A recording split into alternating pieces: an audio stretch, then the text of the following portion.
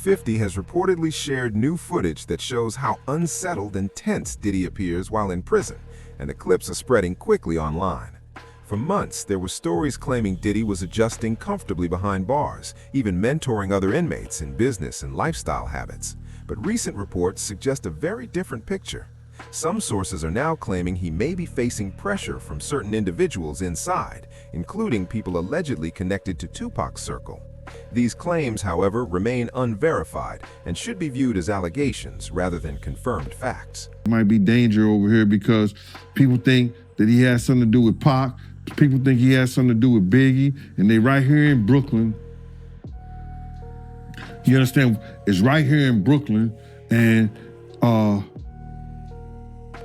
some of the people are still mad that he made Making of the Band walk to Brooklyn from, to get the cheesecake, and just around the corner from the Cheesecake Factory. So, Juniors. So it might be some dumb shit. So y'all need to get him out of here and ship him to Jersey because somebody gonna kill him over here. Those are good arguments, if you want to call it, but it's bullshit. He gonna get the same treatment no matter how much money he got. For decades, the deaths of Tupac Shakur and Christopher the Notorious B.I.G. Wallace have remained painful chapters in hip-hop history. Over the years, Diddy has consistently denied any involvement in either case. At one point, a documentary raised questions about possible connections. Tupac was shot in a drive-by in Las Vegas on September 7, 1996. He passed away 6 days later at the age of 25. Just 6 months after that, Biggie was killed in a similar shooting in Los Angeles on March 9, 1997. Two major figures in rap were lost back-to-back during a period when the music industry was deeply divided. That division became known as the East Coast-West Coast rivalry. It went beyond music and reflected loyalty, pride, and growing tensions within the culture. As Biggie's close friend, producer, and the founder of Bad Boy Records, Diddy was strongly associated with the East Coast side. Over time, Diddy's name continued to surface in public discussions about both tragedies, despite the lack of legal findings directly linking him to the crimes. The Netflix documentary series Diddy: The Reckoning, which premiered on December 2, revisited many of those long-standing conversations. In the series, several individuals shared personal opinions, suggesting Diddy may have had some level of involvement. It is important to note that these statements represent claims made by participants in the documentary and have not been proven in court. Bad Boy co-founder Kirk Burrows stated in the documentary that he believed there were deeper issues surrounding the situation. The tension between Diddy and Tupac, according to the series, did not develop overnight. Early in their careers, they moved within the same music circles. That dynamic reportedly shifted on November 30, 1994. On that night, Tupac was at Quad Studios in New York City to record a guest verse for Diddy's artist Little Sean. Instead, he was robbed and shot multiple times in the lobby. He survived the attack, but afterward, his trust in several people within the industry, including Diddy and Biggie, appeared to weaken significantly. In a 1996 interview with Vibe magazine, Tupac was directly asked whether he believed Diddy was involved. His response added further fuel to an already tense and emotional situation, deepening a rivalry that would become one of the most talked about conflicts in hip-hop history.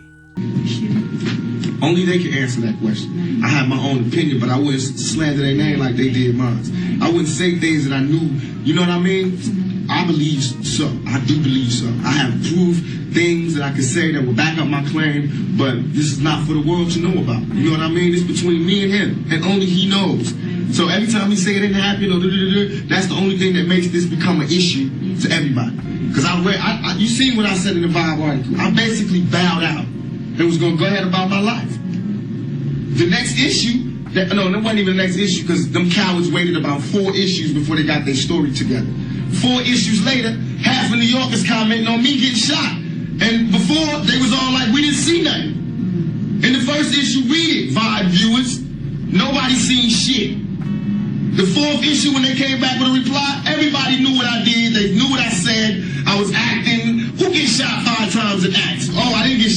homicides in their vision. I only got shot once because they found the bullet.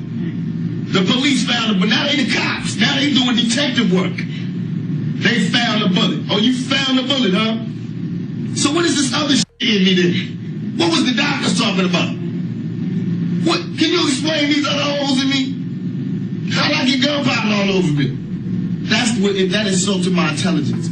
So yes, I did say Thug Life was there. Yes, I bowed out, all of that. But when they said that, they breathed. This documentary that claimed, which we know wasn't true. Yeah, check this out. We don't talk about things that are nonsense. We don't even entertain nonsense, my brother. So we're not even going to even go there, with all due respect. But I appreciate you as a journalist asking. Thank you. Because you listen, 7 years ago, I'd have been like, yo, did you hire somebody to back? But no, you do it like a journalist. Yeah. No, I mean, we wouldn't even get into nonsense like that. You know what I'm saying? It's nonsense. Which we never believed, by the way. Yeah, thank you. The Quad studio shooting was never officially solved. However, music executive Gene Gandil has publicly claimed that Diddy may have had prior awareness that Tupac was going to be harmed and did nothing to stop it. He also suggested that a recent documentary associated with 50 Cent discussed the incident, but did not include what he considers a key detail. According to Gene, on the day of the Quad studio incident, Diddy, Andre Harrell, and Jimmy Henchman were together in Jimmy's office. He claims that the Notorious B.I.G. and Suge Knight were not aware of that meeting. Gene further alleges that Diddy's presence was intentional. In his view, Diddy was monitoring Biggie's activities because he controlled Biggie's publishing at the time. Biggie was reportedly working on new material, and Gene believes Diddy wanted full visibility into what was being created. Based on Gene's account, Diddy was in the building to oversee business matters related to Biggie, rather than to collaborate creatively. While they were there, Gene claims Jimmy Henchman informed Diddy that Tupac was going to be taught a lesson over money that Tupac allegedly owed. These statements remain allegations made by Gene and have not been proven in court. Under the spy on Big, Jimmy Henchman told him that they finna teach Pac a lesson. Because Pac had owed him some money. So that's why he was up in the studio and was coming to the studio. Pac owed him some money. He was gonna work it off and get some money from doing a song with Lil Sean. And that's what that was about. But Pac was talking greasy to Jimmy Henchman, and Jimmy Henchman wasn't the type of dude that you talk greasy to, allegedly. Unless you're 50 Cent. So Diddy knew what was going to happen to Pac? He knew Pac was about to deal well, yeah. He was there to see it. He was there to see it. He wasn't only there to see Big them. When Jimmy Henchman told him that, he was there to see what's going to happen to Pac. He was there for that. Because had he not been there for that, he would have went up there in the office. He would have went to the studio or the studio session with Big them. He would have went to that studio session with Big them. He knew what room Big them was in. He didn't do that. He was there to see what was going to happen to Pac after Jimmy told him. And that's factual. Yeah, Kirk Burroughs, he also said that, he feels like, Diddy was behind Pac murder. Yeah. If Diddy played a part in that stuff, like he said, Kirk know where the money came from. I'ma say this. They tried to, if you talk about the Vegas trip and the whole 9 yards, Kirk said that he paid for people to drive out to Vegas. You know what I'm saying? He said he paid for people to drive out of Vegas. I was heavily with Bad Boy at that time. I don't remember that part of it. You understand? I don't remember that part of it. But if Kirk knew and he was paying for people to drive out to Vegas in the whole 9 yards, it's hard to hide $1 million, brother. You ain't going to cash that in the check cashing place.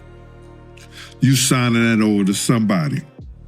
I said 1,000 times, and I'll say it 1,000 times again. Eric Von Zip showed me and my man Boondang, AKA my man Slick, a check for $1 million. We don't know, and everybody trying to say, lying, talking about half of it got paid, 500. I don't know. I know when I asked him about, we asked him, do we ask? No, we didn't ask him. I know when he showed us a check and he walked away after he showed us the check for the $1 million.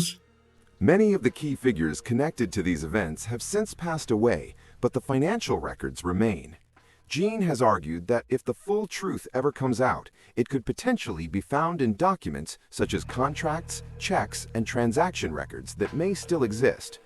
Nearly 2 years after the Quad Studio shooting came the 1996 Las Vegas incident that ultimately led to Tupac's death. For decades, that case also remained unsolved, fueling ongoing debate and speculation within hip-hop culture. In September 2023, a major development occurred when Dwayne Davis, also known as Keef D, was arrested and charged in connection with Tupac's murder. Prosecutors allege that he played a significant role in the killing. In July 2024, court filings referenced a previously undisclosed 2009 police interview.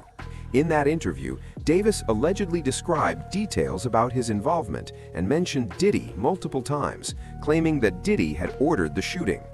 It is important to note that these statements are allegations attributed to Davis and have not been proven in court.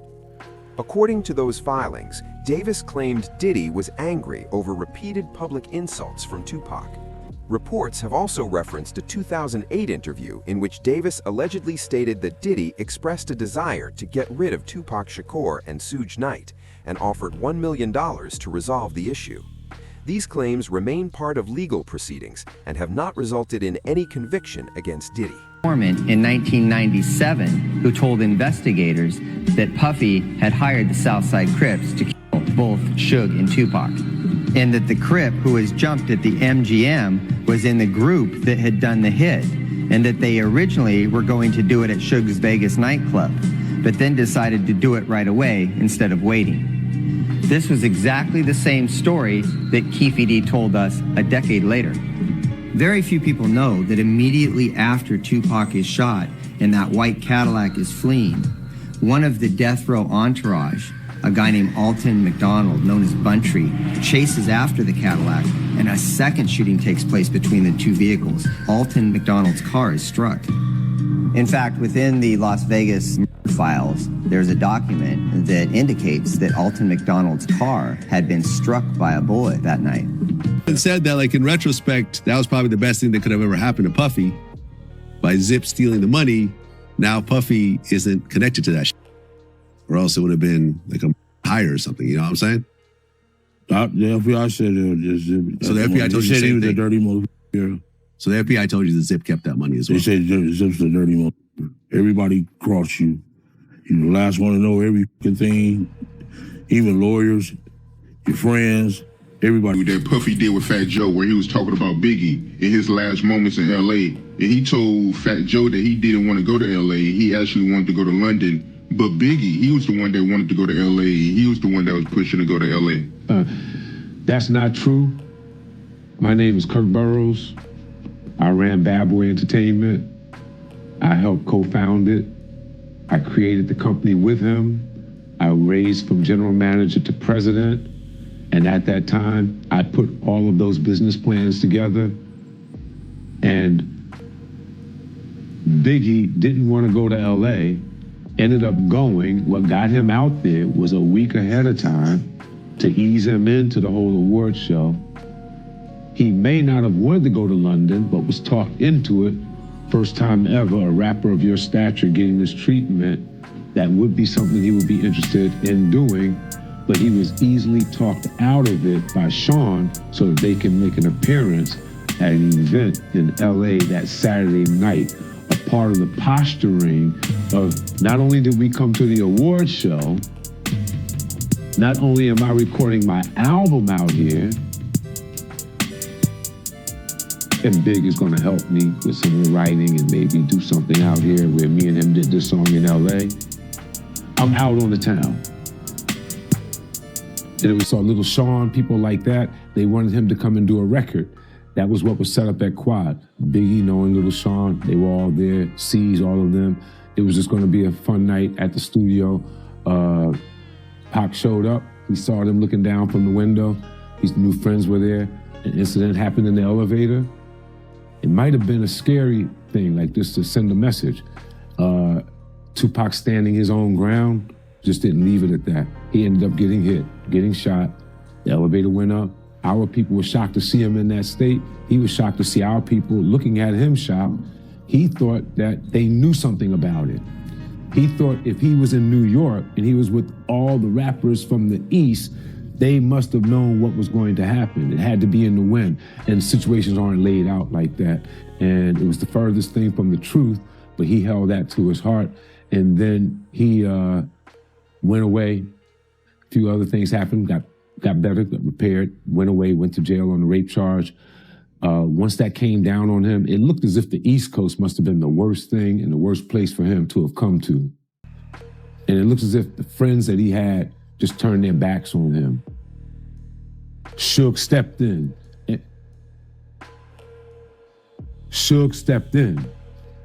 And when Suge stepped in, he signed him. He signed him to a napkin at Clinton. And that letter that he sent through Wendy Day, she was definitely a person that was connected and a mediator between most everyone in the hip hop game and had been for a minute, legendary person. She delivered the letter to my office. It started with West Side Up. So it gave an indication of rumblings that we heard in the street with him being shined by Suge was definitely true. He's gonna go west when he comes. Diddy has denied all of it. In July 2024, the Las Vegas Metropolitan Police Department confirmed that Sean Combs has never been considered a suspect in the Tupac Shakur homicide investigation. He has never been charged in connection with that case. Dwayne Keefe D has pleaded not guilty and remains in custody, with his trial delayed. After Tupac's death, the tension didn't disappear. According to individuals close to the situation, Diddy and his East Coast team were advised to avoid traveling to the West Coast. Despite that, Diddy continued moving forward with plans to promote Biggie's upcoming album. Some accounts claim Biggie was hesitant about certain appearances, but Sean encouraged him to go ahead with them. Kirk Burroughs made similar claims in Sean Combs' The Reckoning. Party, no clubs, and no hip-hop scene. They wasn't doing none of that, brother. But that one particular night they go out, and it was because of Puff and D-Rock. Clark Kent said that shit himself. I've been saying it for years, but everybody was saying, I'm capping. No. What do you call Clark Kent? Is he capping? He's a vice president of a record company. You understand what I'm saying? He was DJing for Big. Is he capping? All these people should smack themselves, brother. Because what happened is, when people hear the truth, they can't believe it. Why? They can't understand it. But it happened. We couldn't have done nothing because there was no we. There was no we out there. Big had a security, Paul offered. Reggie Bullock. Puff had me and Kenny. We was down 6 to 8 other men. And there's 23 people in the entourage. And none of them got no guns. You don't go Cali empty-handed. People still want to know shit about it. They should have had better security. I asked them before we gonna go out? Let's hire some more security. They refused to hire more security. They refused to hire more security. Kirk Burroughs said the same thing. They ain't have it in the budget. Not without Big, they don't have no budget. This is something that Gene Deal has also supported. He stated that Clark Kent, who was close to Biggie and active in the industry, later admitted he questioned why Biggie was even going out that night. Biggie was reportedly scheduled to travel, not attend a party. When Clark asked why they were heading to the Peterson Automotive Museum, Biggie allegedly said it had been arranged by Puffy and another person. Gene says he only became aware of this detail years later when Clark spoke about it publicly. Bring up Pac name around Diddy, he'll get mad. Yes. Yes. He hated every bit of it. I remember one time, he was like, who did you grow up listening to? I'm like, Tupac. I ain't mentioned Biggie. That nigga ain't even talk to me for like 4 days after that. Everything with Pac, like, you couldn't say Pac was anything better than Biggie. You can't put them in the same realm or nothing. It was all about Biggie. Nigga, I ain't know no fucking, it was all a dream whole song. I knew a couple words, the first verse maybe, but he made us recite the whole fucking thing. I guess, I don't know. He made us recite that whole fucking thing. And I don't think that Biggie would have gave a fuck if a nigga would have killed about reciting his whole shit. You dig? Like, cause I grew up listening to Biggie too, And I just felt, I think the real reason why they ain't gonna let Puffy out is because they trying to connect that Keefer D situation with Puffy. That's what I really think it is. Cause if it came down to some significant foolishness and all that, there are a buku chumped up charges they couldn't prove, I don't think they got no evidence. I think they trying to keep him in there to lock in that Keefer D. You hear me? That Keefer D situation with Puff. I think that's the only reason why he's still in jail right now. They know Puff is not a dangerous person on the outside. They know if they let him out right now, he's gonna be on house arrest. He's gonna be a good boy. He fuck around and do all church videos and whatever. They know that already. That's not what they aiming for. They don't care about none of that.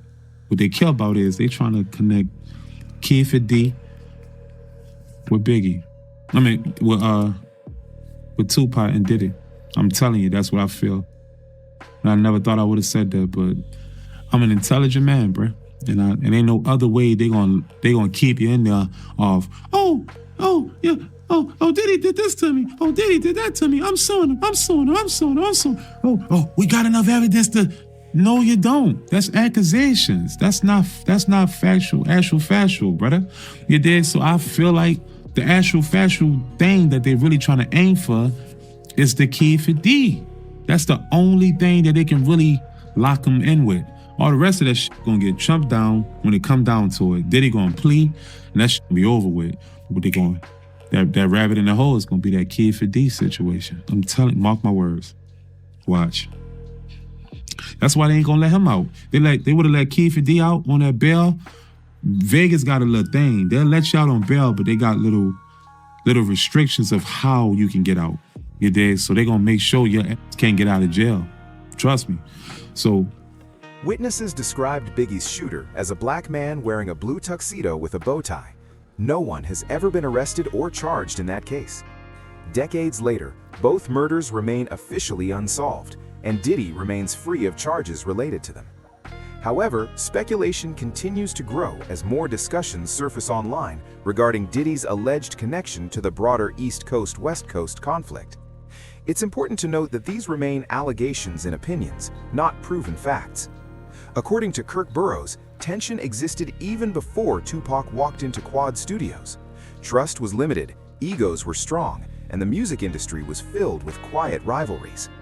When Tupac was robbed and shot inside the building, Burroughs says the fallout was immediate. From that point forward, relationships between the camps reportedly shifted in a serious way. Doing shit like this, that's taking from people's families, that's beating women, that's drugging women. I ain't got a problem with it. Let's go to war. Bruh, first of all, they're gonna try to get his baby mama stories. They're gonna try to get 50 baby mama stories. They're gonna try to get girls that he probably dated, that he had problems and issues with and stuff like that. You know what I'm saying? They're gonna try to do the same thing they probably did to R. Kelly or Puff or whatever like that, and people tell their stories. You understand? But they trying to retaliate on what he did. Let him go ahead, bruh. Because I think he ready for it. You don't do this shit, and you don't do the stuff that he did or sign on to the stuff that he did with Puff. Unless you got your shit in order. Don't throw no stone if you live in a glass house. Don't throw no stone if you live in a glass house. I believe 50 ready for it. If they come at him any kind of way. I heard that Diddy is trying to sue Netflix for $1 billion. Ain't nothing came up in court. That's just talk, bro. No paperwork has been put in and signed into that. They're gonna have to have a reason. If they were suing him and he had enough reason, why they didn't cease and desist the thing? Huh? If he had a leg to stand on, why they didn't cease and desist the documentary? They're just people talking. Headline news.